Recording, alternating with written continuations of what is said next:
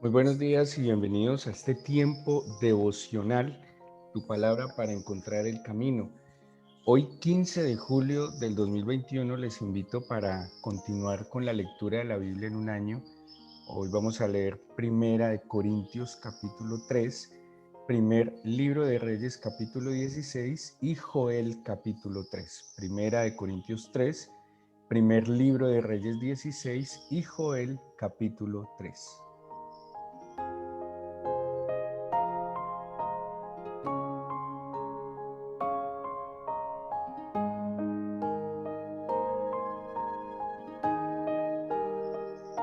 Ayer estudiábamos sobre una promesa extraordinaria que el Señor nos da en el libro de Joel y pues nos enseña y nos instruye qué podemos hacer para alcanzar las promesas.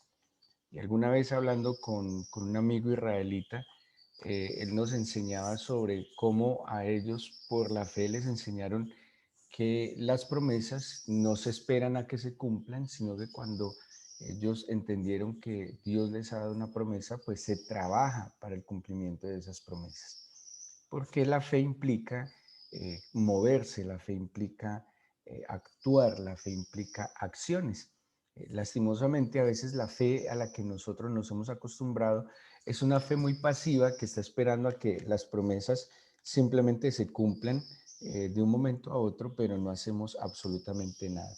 Ellos, y esa es la fe que nos enseña la Biblia, es una fe que nos lleva a actuar y a movernos conforme a las promesas. Y el cumplimiento de esa promesa de convertirse al Señor, de arrepentirse, de buscarle, de ayunar, de volver el corazón a Él, pues se cumple en la presencia, en la manifestación del Espíritu del Señor.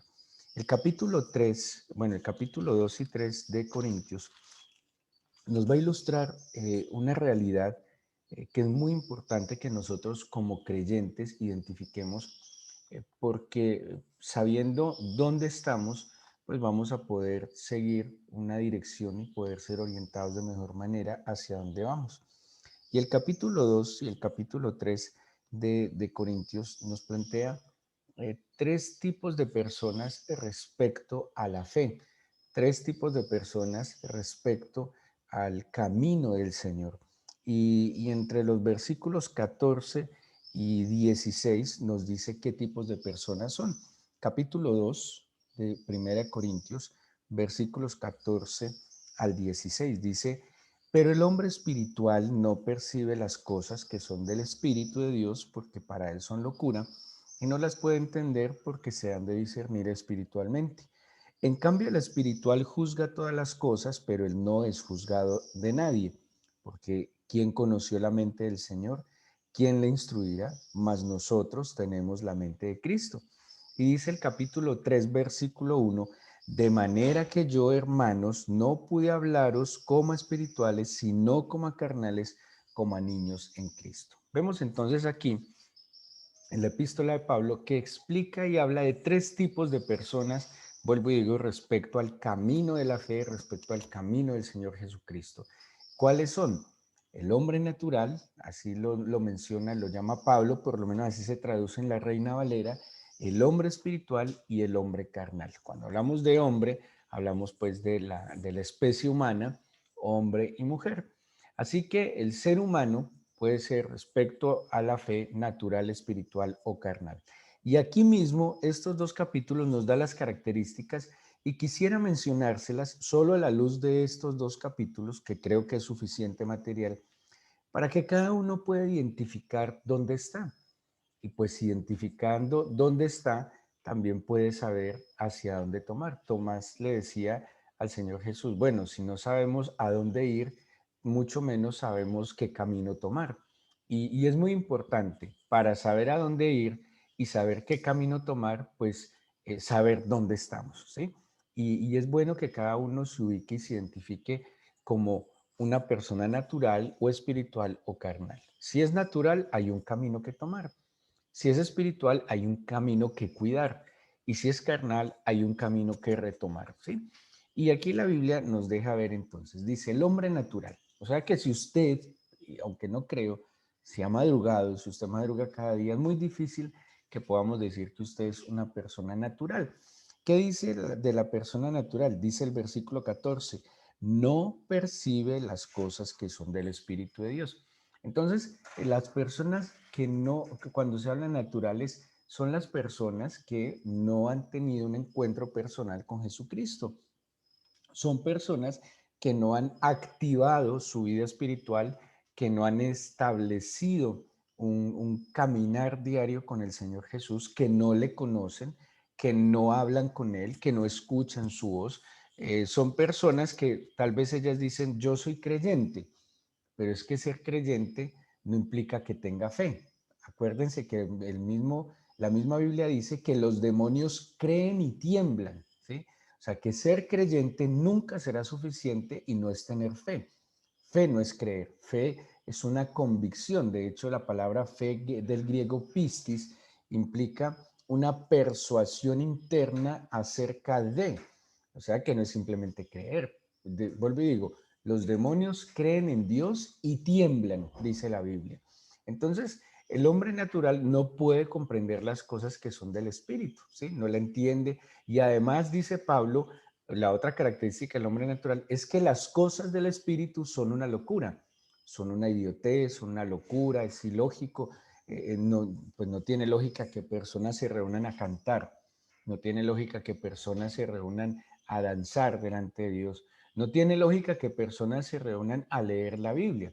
Sí tiene lógica que personas se pasen todas las noches drogándose y bailando, cantando una cantidad de bestialidades. Y sí tiene lógica que la gente pague una millonada de dinero estudiando y desgastándose la vida pretendiendo crecer económicamente y mejorar su estatus profesional. Pero es ilógico que la gente ore, busque al Señor. Es ilógico que un hombre o una mujer sean fieles, responsables, serios, respetuosos, pero, pero es lógico que un hombre sea machista, grosero, mujeriego y que una mujer sea también fuerte, grosera, ¿sí?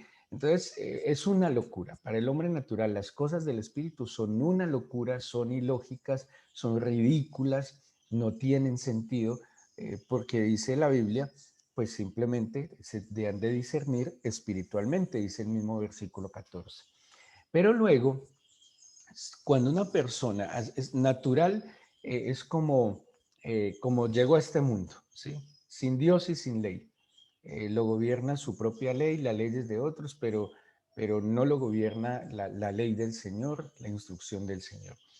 Pero si esa persona tiene encuentro personal con Jesucristo, se arrepiente de sus pecados, decide entregarle el control de su vida a Jesucristo, esa persona pasa a ser, como lo va a describir, y así lo llama Pablo, una persona espiritual.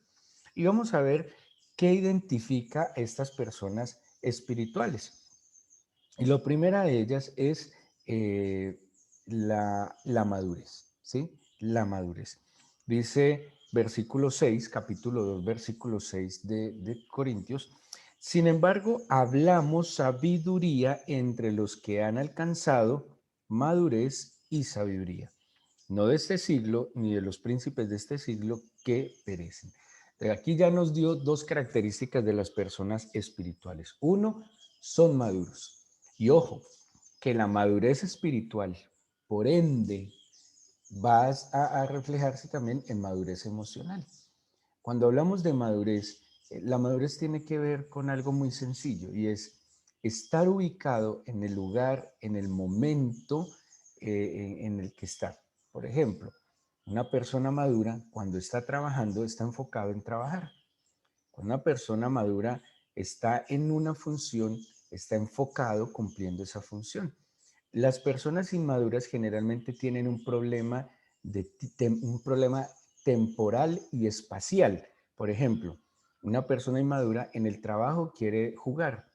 Una persona inmadura en el presente está tratando de vivir en el pasado o se queda un poco, eh, a ver, preocupado por el futuro, ¿sí? Hay un problema temporal y espacial. Una persona madura identifica la edad que tiene. Tengo X años. Y esta edad que yo tengo me demanda a mí un comportamiento, unas responsabilidades, unos deberes, también unos derechos. Una persona madura, cuando va a descansar, descansa. Y cuando debe trabajar, trabaja. Una persona madura no vive anclada en el pasado ni con la ansiedad del futuro, sino que está en su eterno presente. Pero el inmaduro generalmente está desubicado del espacio y del tiempo. Si ustedes piensan en los niños por eso son tan imprudentes, porque ellos no tienen la capacidad de discernir los espacios y los momentos, porque ellos no disciernen muy bien en qué momento y en qué lugar hay cierta o demanda ciertas características o comportamientos. Y así es el inmaduro. Pero el espiritual, dice aquí Pablo, es maduro, o sea que sabe dónde está, sabe para dónde va y sabe asumir con responsabilidad las demandas del momento y el lugar donde está, ¿sí? Y si es momento de jugar, juega, si es momento de trabajar, trabaja, si es momento de reír, ríe, si es momento de llorar, llora. ¿Sí? Si llega a un funeral, no va a llegar a un funeral lleno de alegría, sino que entiende que es un lugar de luto y que demanda un respeto y un protocolo. Si va a la iglesia, va a ir a la iglesia a orar. Por eso, aún la manera como se viste es decorosa de ir a la iglesia. Una cosa es ir a la iglesia y otra cosa es ir a un paseo, ¿sí? Entonces sabe discernir los tiempos, sabe discernir los espacios, sabe discernir incluso el entorno que le rodea. Eso es madurez. El hombre espiritual además ha recibido sabiduría de Dios revelada, que es lo que dice el mismo versículo 6. Y esto me pareció muy, muy impresionante, de que el hombre espiritual, versículo 12, dice, y nosotros no hemos recibido el espíritu del mundo, sino el espíritu que proviene de Dios para que sepamos lo que Dios nos ha concedido. Una persona espiritual, además de que es madura, además de que es sabio por la sabiduría que Dios le ha revelado, es una persona que sabe lo que Dios le ha concedido. Y cuando una persona espiritual sabe lo que Dios le ha concedido, es agradecida, no se queja, vive agradecida porque tiene una capacidad de ver, de identificar todos los dones, regalos, bendiciones que Dios le ha dado. Pero el carnal, que lo veremos, no tiene esa capacidad, ¿sí? No puede identificar lo que Dios le ha concedido y por eso en sus labios, en vez de una alabanza y gratitud, hay una constante queja y amargura. Pero el espiritual sabe lo que Dios le ha concedido y por ende es agradecido. Dice además el versículo 13, lo cual también hablamos no con palabras enseñadas por sabiduría humana, sino con las palabras que enseña el Espíritu. El espiritual habla conforme a la sabiduría de Dios, no habla impulsivamente, no habla necedades, no repite como que a veces repetimos como automáticamente, como autómatas, comentarios, juicios, críticas, argumentos de otros. No, el espiritual cuando abre su boca habla sabiduría, no habla sandeces ni necedades, sino que habla sabiduría. Y ojo con la siguiente característica, acomoda lo espiritual a lo espiritual. Quiere decir que el espiritual explica lo espiritual con lo espiritual, ¿sí? No pretende explicar lo espiritual con la elocuencia de la sabiduría humana, no pretende explicar lo espiritual con la lógica humana, que eso es un error muy común en el cristiano, que busca como encajar un círculo en un cuadrado cuando pretende meter lo profano con lo sagrado. Y a veces no discierne qué es lo profano y qué es lo sagrado. Y hay una línea muy delgada a propósito entre lo profano y entre lo sagrado. Pero el espiritual sabe acomodar lo espiritual al espíritu. O sea, tiene una lógica y un argumento para explicar lo espiritual con lo espiritual. Como enseñan los maestros de la Biblia se explica con la misma Biblia, ¿sí? Y la revelación del espíritu no puede ser explicada y entendida sino por medio del espíritu, ¿sí? Y a veces hasta con escritos, con ciencias, con dogmas que no tienen nada que ver con la Biblia, se pretende explicar la Biblia. La Biblia eh, no necesita defensas científicas, por ejemplo, ¿sí? A veces algunos cristianos entran en unos pleitos a pretender defender la Biblia con la ciencia. Si la Biblia fuera un libro científico, entonces ya no sería un libro de fe, ¿sí? Y la Biblia no necesita defenderse con argumentos científicos. Es más, ni siquiera con argumentos históricos, porque si la Biblia pretendiese ser un libro histórico, tendría muchas más precisiones de las que tiene. Entonces, la Biblia es un escrito de fe, por fe y para fe. Así lo dice el Señor si cree. Pero luego Pablo, en el versículo 14, habla del hombre natural, perdón, del hombre carnal, en el versículo 1 del capítulo 3. Quiere decir que, digámoslo así, dentro de lo normal, dentro de la norma, un ser humano debe ser o natural o espiritual, ¿sí? O sea, natural porque no ha establecido una relación con Jesús, porque no lo ha reconocido, porque no lo conoce, porque no ha emprendido un camino con él. Ese es el hombre natural, algo así como el que nace apartado, lo que dice Romanos, apartado de la gloria del Señor. Pero se supone que si una persona natural acepta a Jesucristo como su Señor y Salvador, si una persona natural reconoce a Jesucristo como su Señor y Salvador y empieza a caminar el camino de fe, el camino de bendición, el camino de santidad, pues se espera que sea una persona espiritual madura, con sabiduría, que sabe lo que Dios le ha concedido, que habla conforme a la sabiduría de Dios, que acomoda lo espiritual a lo espiritual. Pero Pablo dice en el versículo 1, capítulo 3, y dice así, escuchen muy bien. De manera que yo, hermanos, no pude hablaros como a espirituales, sino como a carnales, como a niños en Cristo. Os di a beber leche y no vianda, porque aún no erais capaces, ni sois capaces todavía, porque aún sois carnales, pues habiendo entre vosotros celos, contiendas y disensiones, no sois carnales y andáis como hombres. Impresionante. Entonces, Pablo ve el ser carnal como algo que no se ajusta a la norma del Señor, algo que no está de acuerdo a lo que el Señor ha establecido, porque si yo he establecido una relación con Jesucristo, si yo he decidido caminar en el espíritu del Señor Jesucristo, si yo he decidido dejarme ceñir por su espíritu, pues se supone que en mí como creyente se van a empezar a ver estas características que Pablo menciona. Una persona sabia, madura, entendida, dirigida, humilde, y va desarrollando el carácter de Jesucristo en su vida.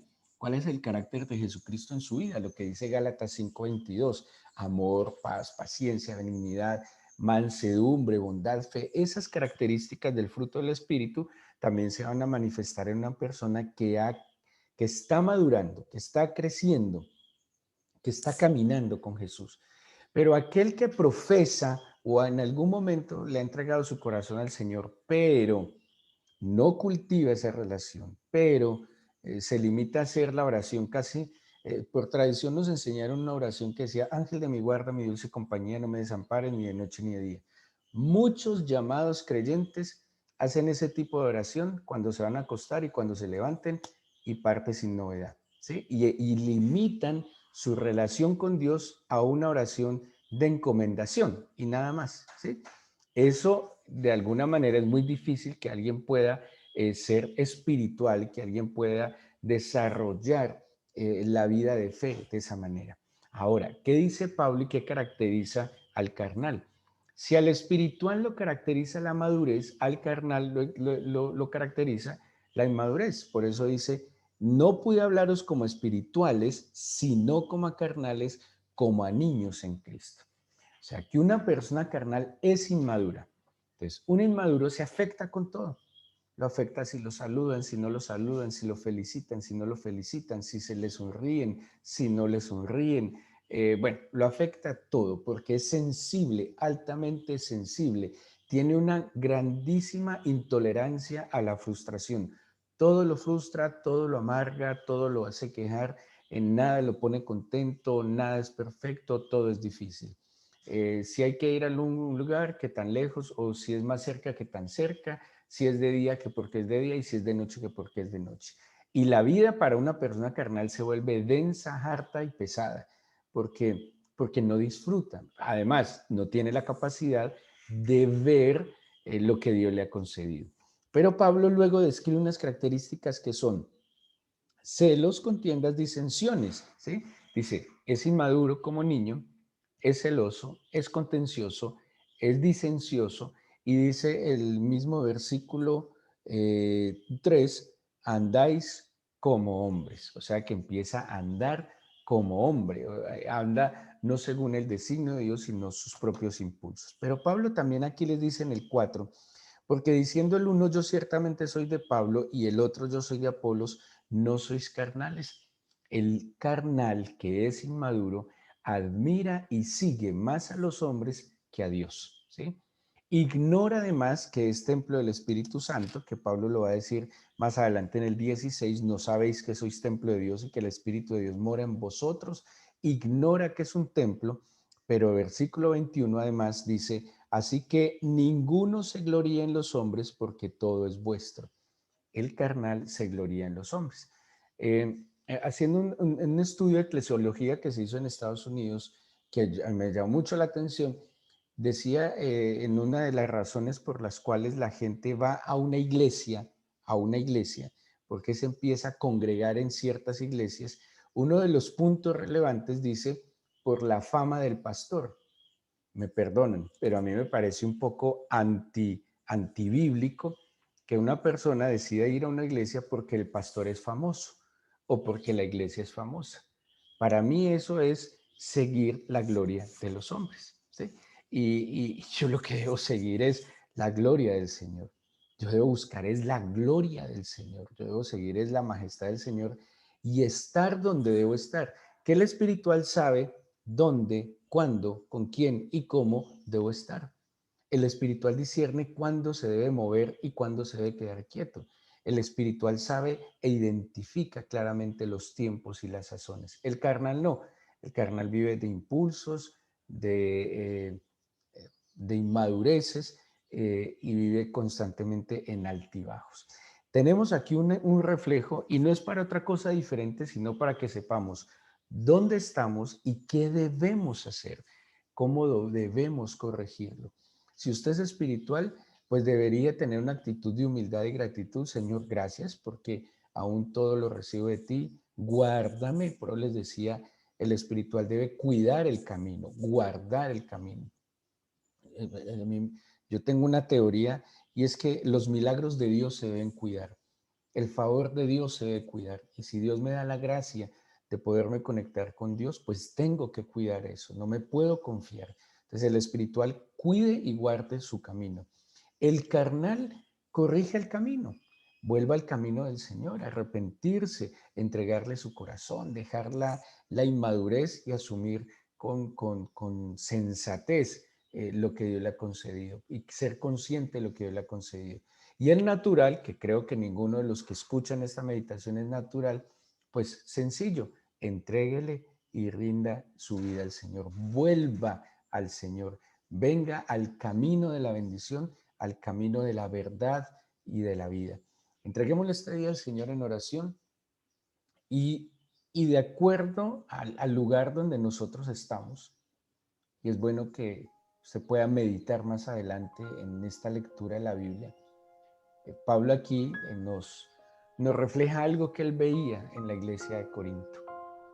Había hombres naturales, o sea, personas inconversas, que, que seguramente el culto, los tiempos de oración, de adoración eran una locura, no las entendían. Pero también Pablo identificaba en la iglesia personas espirituales, personas que eran maduras, sabias, que eran agradecidas porque sabían lo que Dios les ha concedido y que sabían acomodar lo espiritual a lo espiritual, que tenían sus ojos puestos en el Señor, que sabían que eran de Dios y a Dios amaban y servían. Pero también había personas que eran inmaduras. ¿Por qué eran inmaduras? Porque ni siquiera soportaban la profundidad de la enseñanza bíblica. Solo les gustaban mensajes motivadores, con una pereza intelectual, por decirlo de alguna manera. Y yo le invito a que usted delante de Dios hoy evalúe, porque cuando a nosotros nos da pereza no solo leer, sino escudriñar la Escritura, cuando nos queremos quedar con el mensaje motivador y bonito de la Biblia, con el mensaje que me inyecte ánimo y motivación para una nueva semana, pues me estoy quedando corto, porque ni el Señor Jesucristo ni sus siervos están llamados a ser motivadores. La Biblia no se trata de entusiasmo, se trata de fe, de una vida en el Espíritu.